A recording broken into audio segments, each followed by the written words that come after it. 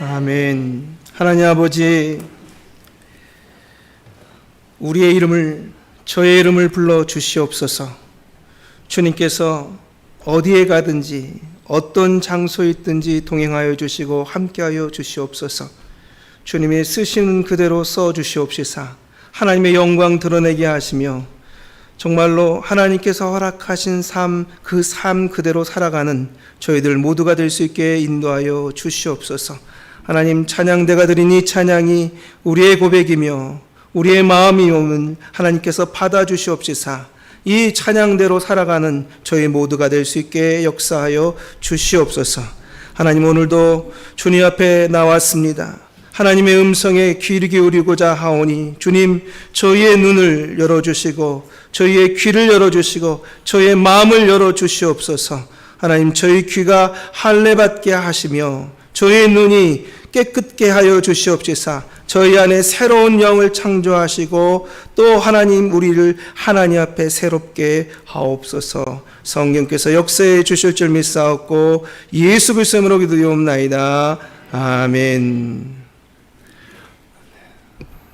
오늘은 예레미야 33장 1절에서 9절의 말씀을 가지고 부르짖으면이라고 하는 제목으로 은혜를 나누기 원합니다.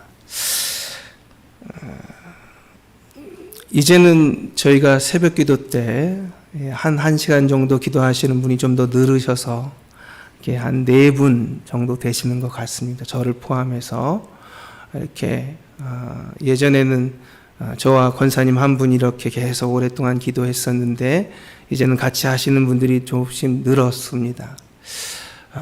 그렇게 이제 기도하시는데 사실은 그 떠나가신 다음에 이제 다 돌아가신 다음에 제가 가끔 하나님께 부르짖어 기도할 때가 있습니다.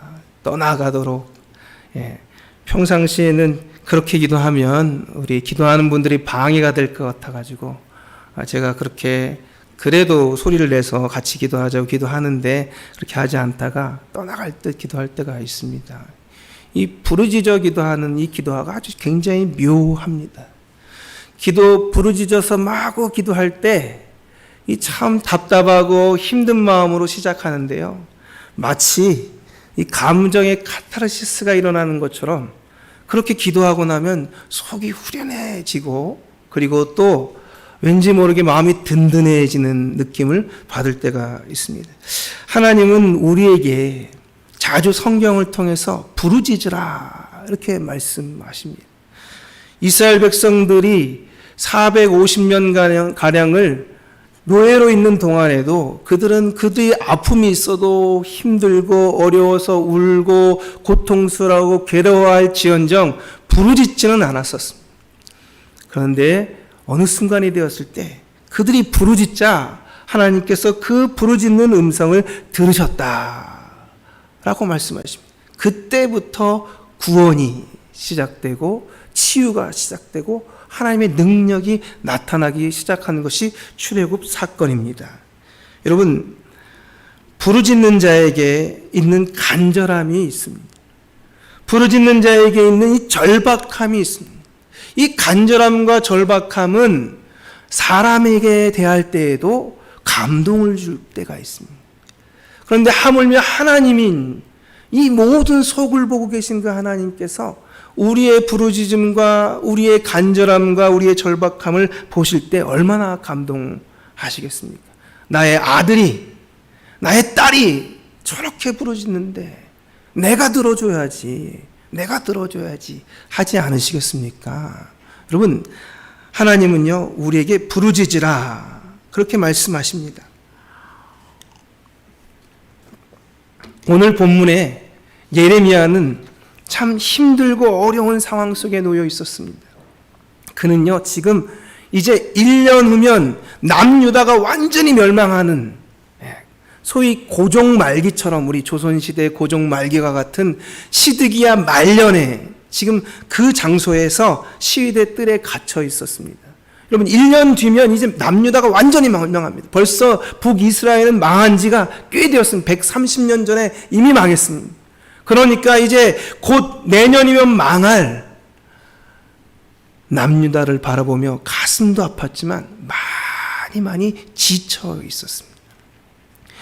오늘 읽었던 본문은요, 처음에 시작할 때 굉장히 암울하게 시작합니다. 시대 뜰에 갇혀 있고, 그리고 또 앞으로 하나님이 그 이스라엘 백성들을 그만두지 아니하시고 멸망시키시고, 그런데 후반부로 갈수록 점점 이스라엘을 회복시키시겠다는 겁니다.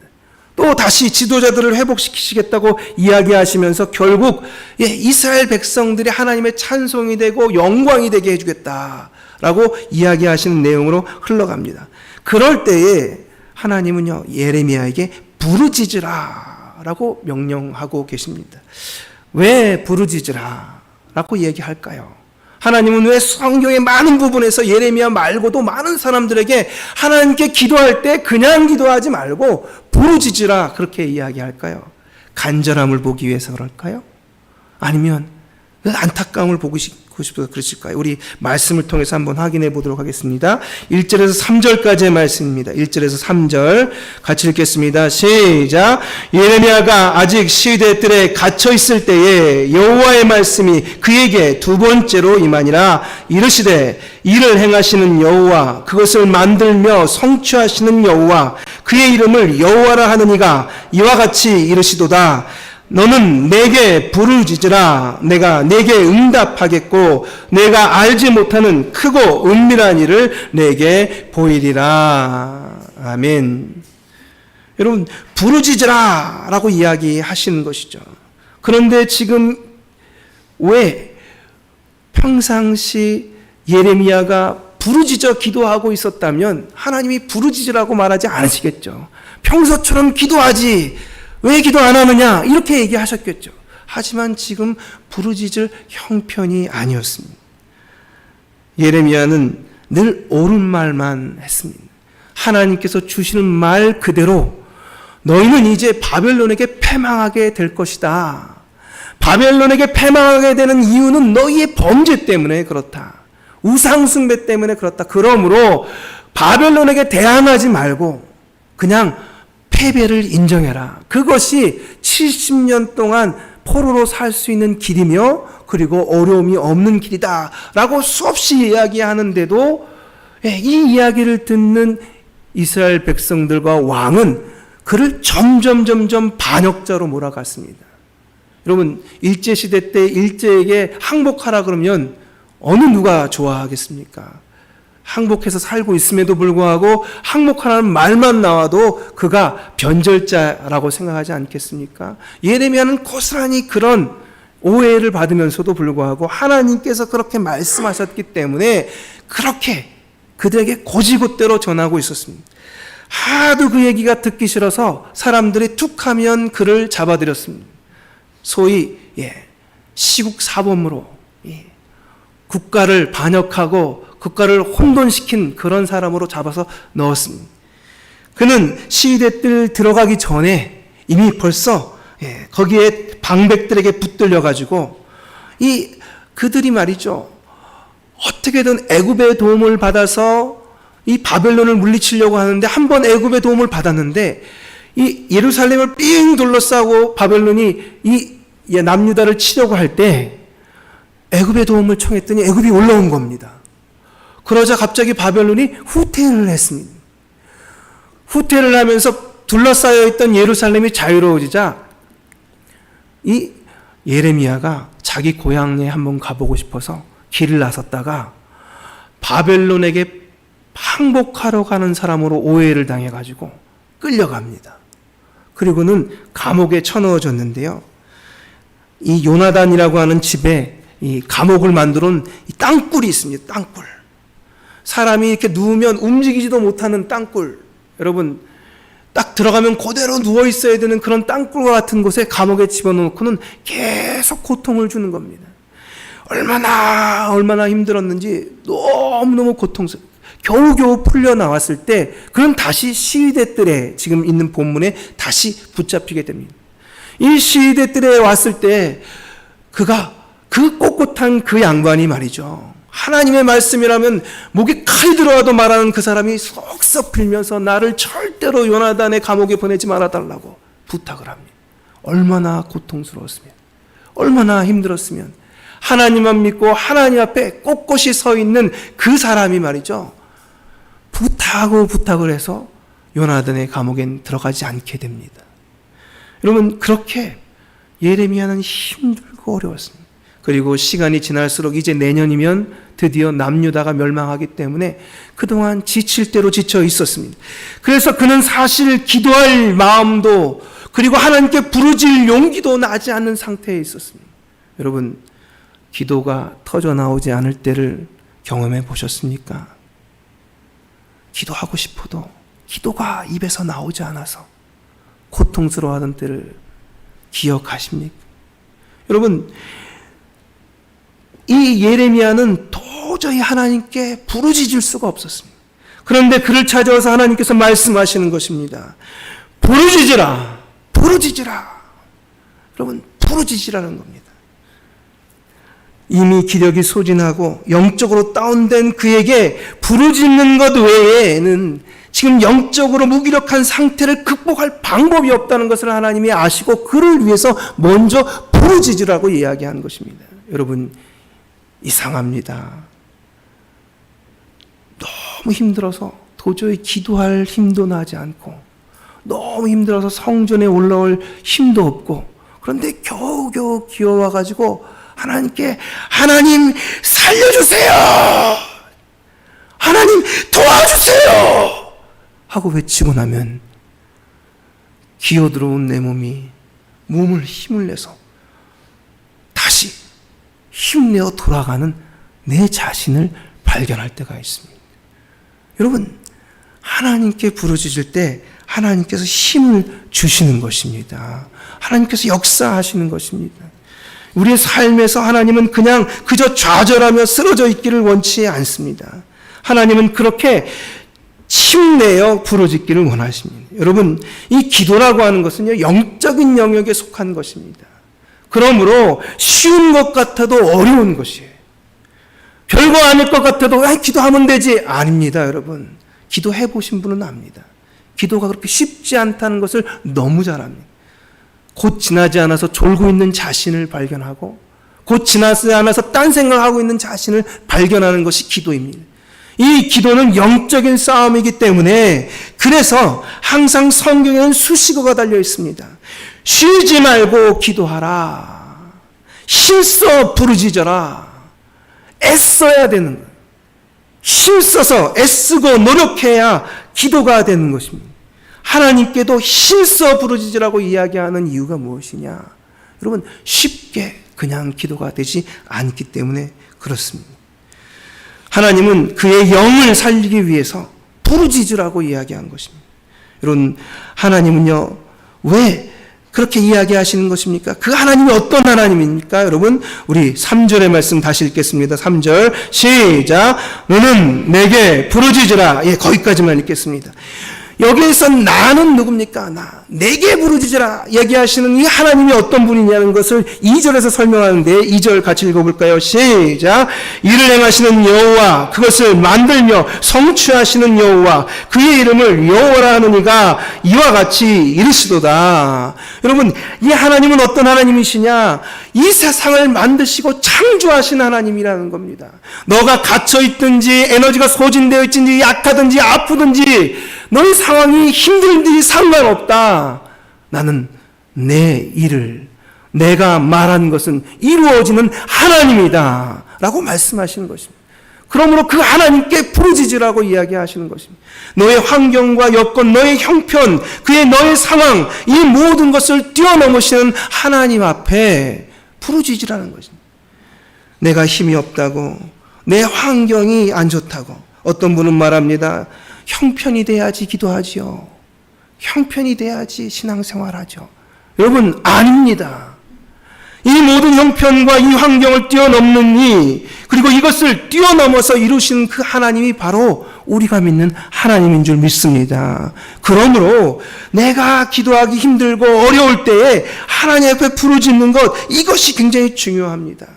여러분, 우리 한국교회의 문제가 무엇인지 아십니까? 이 한국의 문제가 무엇인지 아십니까? 여러분, 환경의 문제입니까? 정치의 문제입니까? 옛날보다 정치가 더 좋아졌습니다. 옛날보다 환경이 더 좋아졌습니다. 먹는 것의 문제입니까? 여러분, 뭐가 문제입니까? 여러분, 지금의 이 문제는요, 우리 한국교회의 문제로 보면 하나님의 백성들이 기도를 포기한 게 문제입니다. 여러분, 부르짖지 않는 게 문제예요. 과거와 달라졌습니다. 하나님은 오늘도 환경에 굴하지 않고, 상황에 굴하지 않고, 현재 형편에 굴하지 않고 하나님의 이름을 부르며 부르짖기를 원하십니다. 여러분, 이럴 때 우리의 삶이, 우리의 인생이 달라지는 줄 믿습니다. 여러분, 성경을 보면요, 성경에 남녀노소 빈부귀천을 상관없이 하나님께 하나같이 부르짖습니다. 한나가 언제 하나님 도와주세요, 아들 낳게 해주세요, 이렇게 기도했다고 적어놨습니까? 아닙니다. 한나는 부르짖었습니다. 여러분, 모르드게가 인사 안 했다고 하만이 모르드게의 모든 민족을 한꺼번에 다 죽이겠다고 작정을 했습니다. 그럴 때에 여러분, 모르드게와 유대인들이 어떻게 했습니까? 에스더가 어떻게 했습니까? 밥을 안 먹어가면서 금식하면서 하나님께 부르짖었다고 적어놓았습니다. 홍해를 만났을 때, 진퇴양난에 홍해를 만났을 때 사람들이 아우성칩니다. 그 아우성치는 것을 모세는 하나님께 부르짖습니다. 하나님께서 뭐라고, 왜 내게 부르짖느냐? 너는 너희 백성들을 앞으로 나아가게 하라 라고 이야기하십니다. 여러분, 하나님께 부르짖을 때에 문제가 해결되어 가는 모습을 저희는 볼 수 있는 것입니다. 예레미야가 부르짖었습니다. 그랬더니 이 예레미야가 그 깊은 옥 속에 갇혔을 때 말이죠, 하나님의 사람을 에벤멜렉을 보내서 그가 사형받은 이 언도도 취소하고, 그리고 30명을 보내가지고 그를 구덩이에서 끌어내어주는 일들을 경험하게 됩니다. 하나님은 우리에게 약하고 힘들 때, 어려울 때에도 하나님께 부르짖기를 원하십니다. 여러분, 5만 번을 응답받은 조지 밀러가 병상일기를 적어놓은 내용이 있습니다. 내 몸은 어느 때보다 약해졌고 큰 고통을 겪고 있다. 몸의 고통보다 더 심한 고통은 기도를 못하는 것이다. 여러분, 왜 그에게는요, 자신 말고도 자기에게 딸린 많은 고아들이 있었습니다. 이 아이들을 위해서 기도해 주어야 되는데 기도하지 못하는 자신이 너무 고통스러웠습니다. 이 정도는 아니어도 우리가 우리의 삶에서 환경을 보고 포기하거나 우리 상황을 보고 포기하지 말고 하나님께 부르짖는 여러분들이 다 되기를 예수님으로 축복합니다. 부르짖을 때 반드시 응답할 줄 믿습니다. 두 번째로 우리 3절 같이 보시겠습니다. 3절 같이 읽겠습니다. 시작. 너는 내게 부르짖으라. 내가 내게 응답하겠고 내가 알지 못하는 크고 은밀한 일을 내게 보이리라. 부르짖으면 어떻게 할 것이냐? 하나님께서 반응해 주신다는 겁니다. 여러분, 하나님께 기도했는데 여태까지 하나님이 살아계신지, 역사하시는지, 하나님이 응답하시는지 잘 모르는 분이 계십니까? 그렇다면 부르짖으십시오. 부르짖으시기 바랍니다, 여러분. 부르짖으면 하나님이 여기에 응답한다는 건 반응하겠다는 겁니다. 나 살아있어, 나 너 기도 듣고 있어 하고 하나님께서 반응해 주시겠다는 거예요. 그리고 내가 도저히 알 수 없는, 너로서는 상상할 수 없는 크고 은밀한 일을 보여주겠다고 말씀하시는 것입니다. 우리가 기도하는 것은 사실 우리의 소원, 우리 이것을 잘 못 넘어섭니다. 하지만 하나님의 응답은 이 우리의 소원보다 더 큽니다. 우리의 기도는 단편적입니다. 하지만 하나님의 응답은 굉장히 종합적입니다. 여러분, 우리가 하나님께 기도하고 간구할 때 우리는 보이는 것만 추구합니다. 하지만 하나님은 보이지 않는 것까지 다 계산해서 응답해 주시는 분입니다. 그러므로 우리가 보지 못하는, 알지 못하는 은밀한 일까지 다 보여준다는 것입니다. 지금 이것을 기도하고 있는 이 상황 속에 있는 이 예레미야는 어떤 상황입니까? 여러분, 눈앞이 절망입니다. 우리 4절 5절 한번 읽어보겠습니다. 4절 5절 시작. 이스라엘 하나님 여호와께서 말씀하시니라. 무리가 이 성읍의 가옥과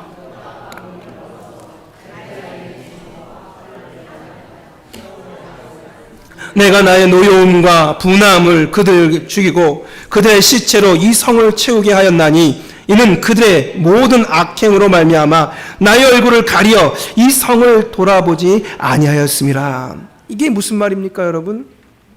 이스라엘 백성들이 어떻게든 살라고 바벨론에게 항전하니라고 모든 가옥, 성 안에 있는 모든 가옥들을 다 허물었습니다. 그리고 산성을 쌓아서 막고 있는 거예요. 심지어는 궁전까지 다 헐었습니다. 그걸 가지고 바벨론을 막으려고 하지만 헛수고라는 겁니다. 그렇게 애쓰고 있는데 옆에 있는 예레미야는 말합니다. 항복하세요. 항복하세요. 얼마나 얄밉습니까? 하나님께서 말씀하십니다. 항복하세요. 그렇지만 너희가 그렇게 애쓰고 수고하는 모든 것은 헛수고에 불과하다. 내가 이것을 하고 저것을 하고 다 하려고 했는데 한순간에 하나님께서 바람을 불어버리시면 다 날아가고 없는 겁니다. 여러분, 여러분의 인생에서 그런 것을 경험해 보셨습니까? 내가 가지고 있는 것이 영원할 것 같으십니까? 여러분, 코로나로 얼마나 많은 사람들이 하늘나라 갔고 얼마나 많은 기업들이 도산을 했으며 지금도 얼마나 많은 부동산이 문을 닫고 있는지 여러분 뉴스를 보셔도 아십니다. 최고 많은 가게, 부동산, 중개업 가장 많이 지금 문을 닫고 있다는. 여러분 꿈을 꾸면서 개업하지만 내 마음대로 되는 것이 아닙니다.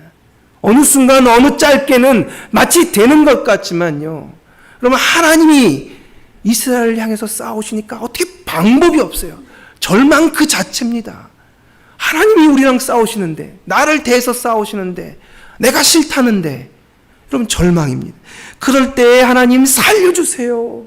도와주세요. 하나님밖에 없습니다. 용서해 주세요. 하고 부르짖으니까 하나님이 마음을 바꾸셨다 하는 것입니다. 그것이 6절서부터 9절까지 나옵니다. 우리 6절서부터 9절 여러분께서 크게 좀 읽어주시기 바랍니다. 6절입니다. 시작. 보라.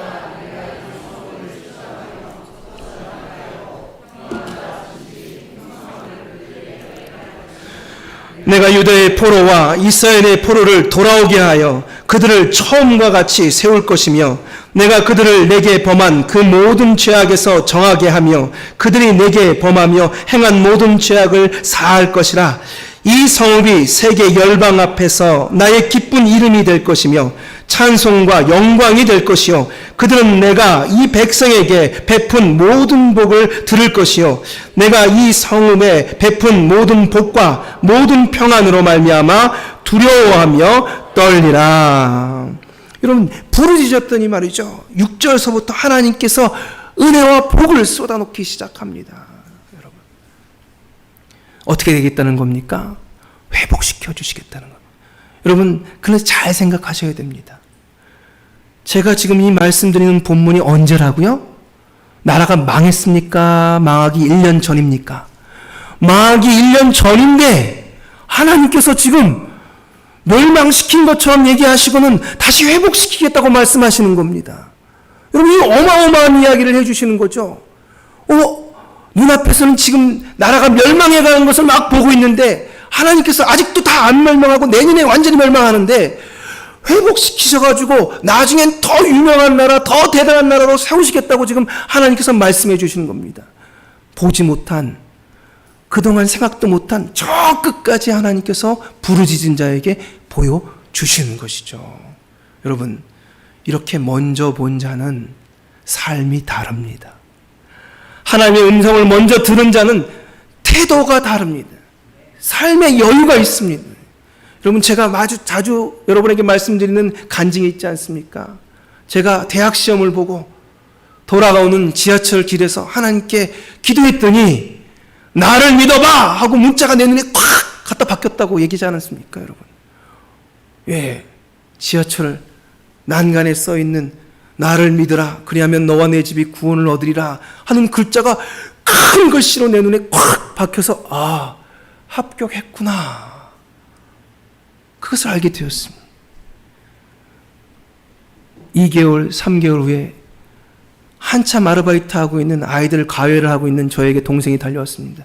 형, 왜 이렇게 어디 갔었어? 연락이 왔단 말이야. 합격했대. 그랬더니 제가 뭐라 그럴까요? 그래, 알았어. 그래서 알고 있었어? 여러분, 끝을 본 사람은요 다릅니다. 제가 영화 속에서 하나 본 게 있었는데요. 이게 사실 잘 안 떠올라서 좀 각색을 했습니다. 어느 중국집이었습니다. 많은 사람들이 막 식사를 하고 있었는데 큰 TV에서 퀴즈 대회가 벌어졌습니다. 그런데 1등하는 사람에게 수천만 원의 상금이 돌아가는 겁니다. 그러니까 사람들이 막 서로 경쟁적으로 퀴즈를 맞추고 있었습니다. 거기에 아나 다를까 저쪽 그룹에서 한 분이 계속 잘 맞춥니다. 아유, 김 교수 대단하네. 사람들이 막 이야기합니다. 교수님이었습니다. 막 맞춰가는데 거기에 있는 나온 패널들이 막 떨어져 나가고 몇몇 남지 않았습니다. 그런데 동시에 또 한 명이 잘 맞추고 있는 사람이 있는 거예요. 중국집 배달하는 청년이, 짱깨 배달 청년이 너무 잘 맞추는 거예요. 쟤는 또 뭔데 저렇게 잘 맞춰? 하고 유심히 쳐다보면서 사람들이 번갈아 교수님을 보고 그 청년을 보았습니다. 그런데 이제 막 끝까지 다 됐을 때 맨 마지막 문제를 한 명이 맞춰야 되는데 그만 못 맞춘 겁니다. 아니나 다를까 교수님도 그게 떠오르지 않는데 갑자기 그 짱깨 청년이 답을 이야기하는 겁니다. 사람들이 진짜 그 답이 맞나 하고 유심히 쳐다보는데 갑자기 그 정답이 짱깨 청년하고 딱 맞는 거예요. 그 사람들이 놀라가지고 저 청년은 도대체 뭔데 저렇게 잘 맞춰? 하고 쳐다봅니다. 근데 시선을 막 의식한 이 청년이 손을 막 흔들면서 그거 재방송이에요. 재방송 저거 재방송이었다고요 하고 이야기한단 말입니다. 여러분, 이미 본 사람은 말이죠 긴장하지 않습니다. 이미 다 모든 걸 경험한 사람은 다 마음이 편합니다. 하나님께서 부르짖는 자에게 크고 비밀한 일, 은밀한 일을 보여주실 줄 믿습니다. 여러분, 그것을 누리시는 우리 조양교회 성도님들이 다 되기를 예수님으로 축복합니다. 기도하겠습니다. 하나님 아버지 감사합니다. 부르짖는 자에게 새 소망을 주시고 부르짖는 자에게 새 힘을 주시며 부르짖는 자에게 새로운 용기를 주시는 하나님을 다시 한번 바라봅니다. 주님, 낮은 나의 관점에서 보지 않게 하시고 높으신 하나님의 관점에서 볼 수 있도록 부르짖는 저희들이 되게 허락하여 주시옵소서. 하나님께서 문을 열어주실 때에 우리가 우리의 삶에서 승리할 수 있도록 주님, 우리에게 부르짖을 마음을 허락하여 주시옵소서.